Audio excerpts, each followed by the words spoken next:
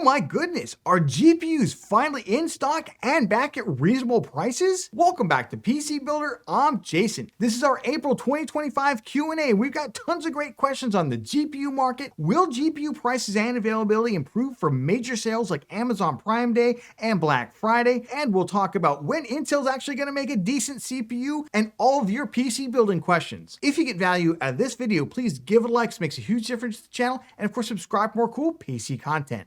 Let's jump into it. This video is sponsored by VIP SCD Key. Say goodbye to crazy expensive Windows licenses and that terrible Activate Windows watermark. Right now, use the links in the video description, head over to VIP SCD Key and get a Windows 10 or 11 OEM license for a great price. Pick your product license, then use the PC Builder discount code PC25 for an additional 30% off. Go to the activation settings on your PC, put in the code, and boom! Windows is fully licensed for a crazy low price. And they have Microsoft Office licenses too. Use the links in the video description. All right, let's start off with what else the GPU market, right? Especially we just had the launch of the RTX 5060 Ti, the 8GB and 16GB models, and KR98 wants to know, do I think that the release of those lower end GPU models are gonna bring the other GPUs to MSRP soon? The RX 9070 XT in Europe, still 150 euros more expensive than MSRP. Obviously, we've got a lot of super complicated dynamics going on in the GPU market, including crazy things like tariffs and all that.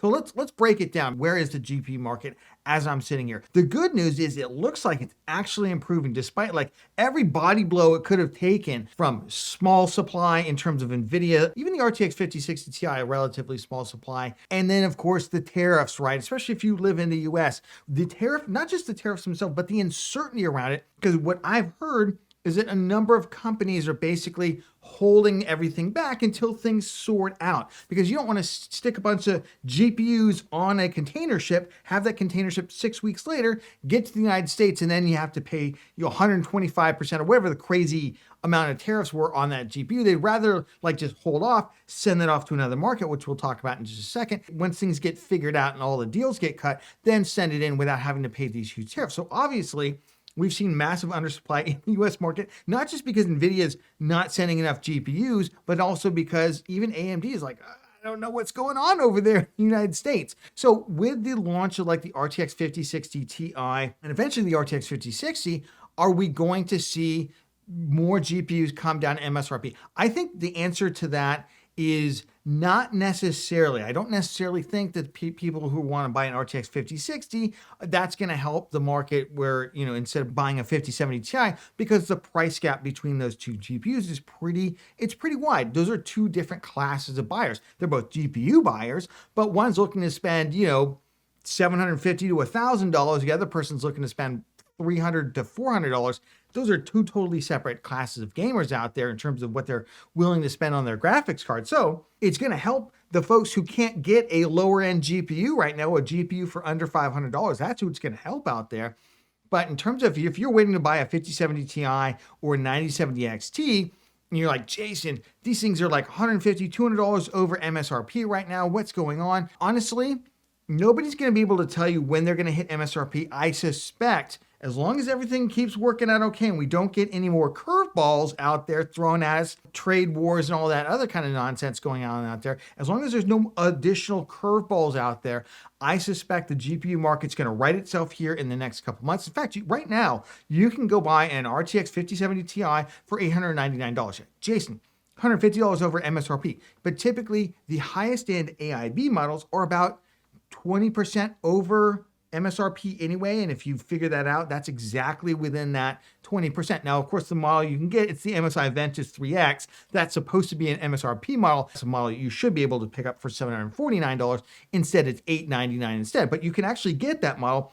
It was even a week ago, you couldn't even find these things in stock for less than $1,000. So we have started seeing prices float down, even in the US. Now, I know prices in like the UK and other places that have had a more substantial supply, again, tariffs and all that other stuff kind of knocking us around over here in the US, they've seen those prices already start to float down. I suspect that's also going to happen in the US, but not necessarily as the result of lower end GPU models launching. I just suspect that things are going to get going again as you're able to buy GPUs at every end of the market. We did just have the RTX 5060 Ti launch while we were on vacation. We were unable to really do much around it. I decided let's just go ahead and jump in and I'll give you my quick opinion on it. I actually don't think it's a bad GPU, but that being said, it's not a great GPU either. However, I think a lot of people, especially people in that $400 to $500 price range, might find it pretty useful. Now, obviously, I'm not talking about the absolutely useless 8GB version of this GPU. I'm talking about the 16GB version. If you look at this is from Hardware Unboxed, aka TechSpot here, their day one review, their 16 game average at 1440p. It's not fantastic. It's slightly faster than the 7700 XT. For basically about $100 more than the 7700 XT. Now you do get a couple things. You do get 4 more gigabytes of VRAM to 16 gigs. Is it that useful at this speed? Kind of, maybe. And then of course you do get a better upscaler, right? You're going from FSR 3 to DLSS 4 on this. And I know it's not entirely a great comparison because the 9060 XT is coming and that's the next gen GPU that it really should be compared about. We just don't have that yet. So against the 4060 Ti, it's about what? 15% faster. And this is mostly, it looks like, as with the other GPUs, mostly on the GDDR7 memory strength going from GDDR6 to GDDR7, really not much in terms of architecture. If you go up to 4K, this is really not a 4K card. 42 average FPS. I mean, look, if you turned on DLSS, quality, or maybe even down to like balance or something like that, yeah, you'll probably get 60 FPS out of it. But again, 7700 XT like performance out of it. It's not fantastic. It's still less than the RTX 4070, which you could get for right around $500 last fall, right around $500. Yes, 12 gigabytes of VRAM versus 16, but again, that's something that you can also use DLSS 4 on. Of course, those are all completely sold out at this time. And of course, the 7800 XT you could pick up reliably for right around $420 last fall, often with a couple free games to it, and that completely smokes it. So a lot of people want to know what's the impact of tariffs, not just on GPU prices, but also on availability. Curtis asks, hi Jason, in the UK and Europe, it appears that GPU supply seems to be okay.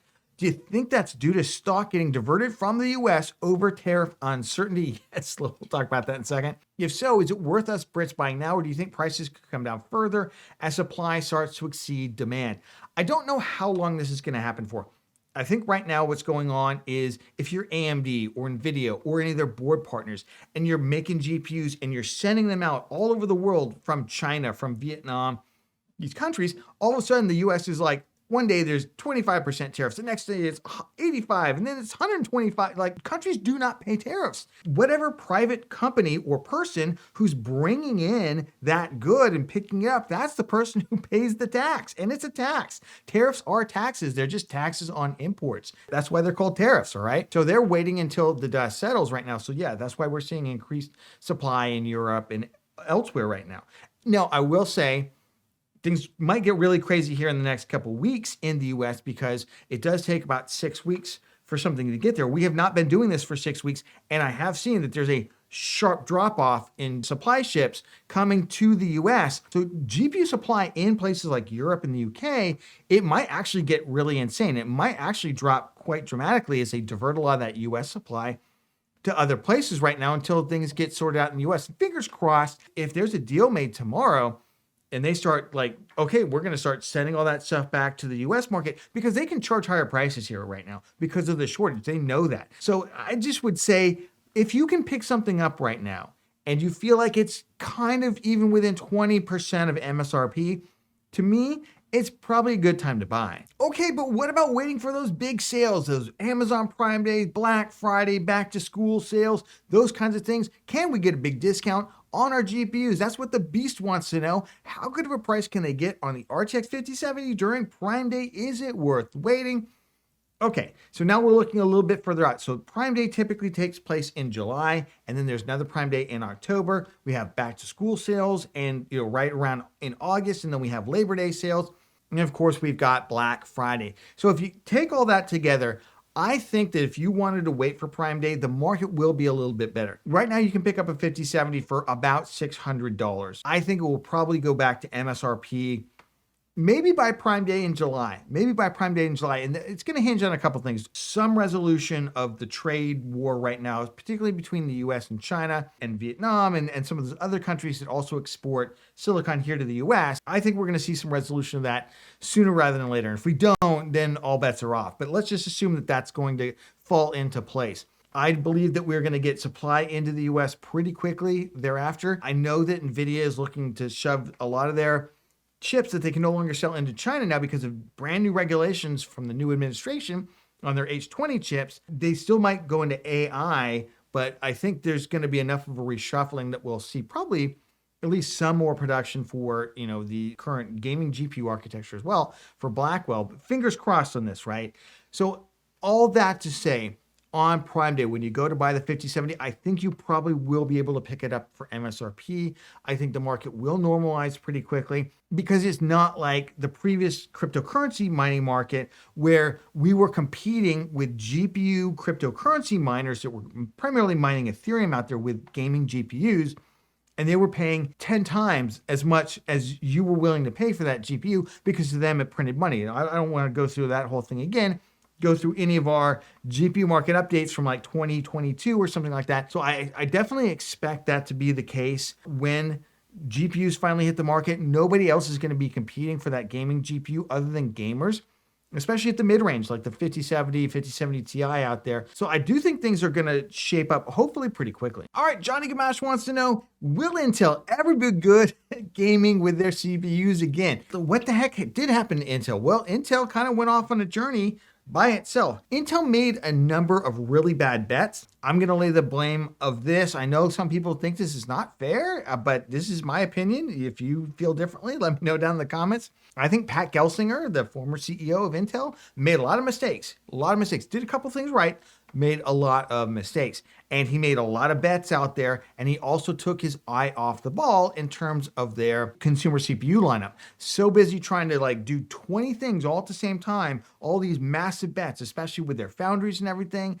that I think particularly were ill-advised for Intel because they basically made the US's national security problems their problem. They're a private company, right? If they're going to do that, they should have gotten paid. And the deal that they cut with the previous administration, the CHIPS Act, I know a lot of people were critical of that because, where it's a giveaway to Intel. I'm like, have you read that? It's not a giveaway to Intel. In fact, they're getting screwed by the US government in this thing to the point where I thought, man, maybe they're even going to go out of business because the deal was so bad for them. And I'm not saying that was a good thing for the previous administration. You don't want the major company that you're kind of hinging this whole CHIPS Act on thing to go bankrupt either because you basically haven't given them enough money. They basically needed more cash, and that was the bottom line. So they made a lot of bad bets out there, and they took their eye off of the consumer CPU market. That's what we're witnessing now. That's why, for instance, they make kind of really silly mistakes with the Core Ultra series. We were hopeful that, as long as they maintain Raptor Lake gaming levels of performance, without the massive power draw, that they were going to be a pretty good bet, especially in the mid-range, and especially if they were going to get a couple generations on their motherboards. But they just haven't learned any lessons. And I don't think that they felt any impetus to learn lessons. We visited their booth at CES 2025, and I was like, well, where's your desktop CPU person? Oh, well, they didn't come. I'm like, but you just launched all these locked CPUs. Isn't there anyone to talk to? And no, they had nobody to talk to about it. It was crazy. And then you can talk about the motherboards. Well, it just came out that the next Intel CPUs are going to be on a brand new motherboard socket. It's like, oh my gosh, just so many unforced errors. They put the memory IO on a separate tile than the compute tile. That's largely the problem with the Core Ultra series. Massive memory latency issues just on the CPU itself. Right? Not even relating to the RAM. So they've made a lot of unforced errors. And I think the way they get back to relevancy is they need a really good launch in 2026. But that is the next desktop Intel CPU. And I think until then, I'd be cutting prices if I were them. I know they can't sell this stuff for zero, obviously, or they'll go out of business. But man, I'd be cutting prices. All right. right, here's something that people take me to task on all the time in the comments. Chico Fiesta writes in, what's my opinion on future proofing? I know you say buy now and enjoy, but how much of a premium would I pay for a B650E or B850 motherboard to get PCIe Gen 5 GPU slots on them? That's the big one that I'm getting a lot of flack for in the last couple of years. We'll talk specifically about that one. Or 64 gigs of RAM instead of 32. It's not really the same thing, by the way. Bigger, cooler than you need. Again, not the same thing. Stronger PSU with ATX 3.1 and so on. So all these things that you just listed, they're not exactly apples to apples. It's like apples to oranges to pineapples, right? But let's start off with the one that I think is probably the most controversial of the things that I've recommended, which is I tell most gamers out there, you will never in the useful lifetime of your PC need a PCIe Gen 5 GPU slot. Jason, what are you talking about? We now have PCIe Gen 5 GPUs. Don't you know you absolutely have to have one? You do not. PCIe is backwards compatible. So even though we now finally have GPUs that actually have a GPU connector that will run at PCIe Gen 5 speed, it's not necessary. It's completely unnecessary. You can plug that into a PCIe Gen 4, probably even a Gen 3 motherboard, be just fine. An RTX 5090 runs just fine on PCIe Gen 4, and it's likely to be the case for the 6090 and the 7090. The only people who might get some usefulness out of this, maybe someone who's gonna buy a 7090 in the future. So if that's you, then yeah, invest more. Now, I will say this whole debate has gotten a lot less kind of contentious or important because when I originally said this back in 2022, it was like $100 extra you were shelling out for these, X670E motherboards or B650E motherboards. It was an insane amount of money. And that was at a time when those motherboards were super expensive. The prices had not yet come down. DDR5 RAM was super expensive. Like building a new PC at that time was kind of expensive. If you wanted a PCIe Gen 5 GPU slot, we didn't even have PCIe Gen 5 GPUs. So it's like, don't do it. Just don't spend your money there. Now with the B850s, now not all B850s have PCIe Gen 5 GPU slots, but most of them do, and more B650E motherboards. There's even some B650s out there that don't have the E that also have PCIe Gen 5 GPU slots. The prices come way down, so you're shelling out like an extra $20. If you compare motherboards of similar feature sets, one with the PCIe Gen 4 like a B650 versus the B850, it's generally about $20. So it's not that big a deal, but again, $20 here, $20 there. Next thing you know, you're getting a GPU that's $200 cheaper than what you wanted to spend because you overspent on all these other parts. And that's what I'm always telling people. You have this real thing called a budget. Now, if you're one of these people like, well, Jason, I don't mind spending an extra $1,000, then you don't really have a budget, okay? But there are people in this world who's like, man, I've saved up $1,500. That's got to include everything. Those people are going to have a rough time if they start oversizing all their components out there. The performance of their PC is going to go way down for some potential future use. Like it's never going to end up happening. And by the time you get there, there's always faster CPUs and stuff. Probably would make more sense if you're like super high-end gamer and getting an RTX 7090 to build whatever the current generation fastest gaming CPU is. May not even be on AM5 at that point because we're talking 4 years in the future. So just take all that into account. That's why buy what you need now. Don't worry about the future. Let the future take care of itself. All right, Benny Church asks, how's my return to fitness and working around injuries go, Jason? Hope all is well. Cheers, good sir. I know I've mentioned this, I think, in previous Q&As, but if you're not aware, I sustained a big injury to my left elbow in, I think it was March or actually May. I was moving a couch, basically got it away from my center of mass, and most of the weight ended up on my left arm. And I felt a pop. And I basically tore, I think, 3 ligaments in my left arm. I've had an MRI and everything. And I struggled. I couldn't play a lot of games. That's why I kept asking, like, what games are y'all playing out there that I can only use one hand? Because I had been playing like a lot of Helldivers and stuff at the time. And I even tried still playing, and after a while, I just couldn't do it. So I've been playing I'm like 500 hours plus into Manor Lords because I can play that with one hand. It's a city builder, right? It's a medieval city builder, and I've gotten way too good at that game. I don't think anyone should be as good at that game as I am right now. I got to stop, find something new. So if you have a new game for me that I can play basically with one hand or with only limited use to the left hand, let me know down in the comments because I am definitely looking for something new right now. I will say it's gotten a lot better. I've been going to physical therapy for it. I did just go to Belize, and we had a great vacation there.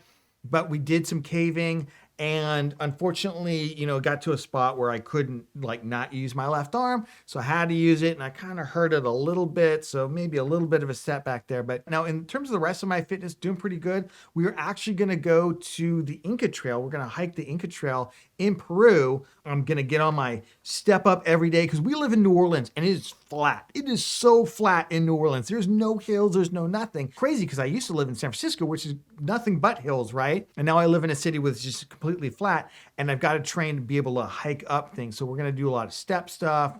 We're going to start doing that every day. Am I looking forward to it?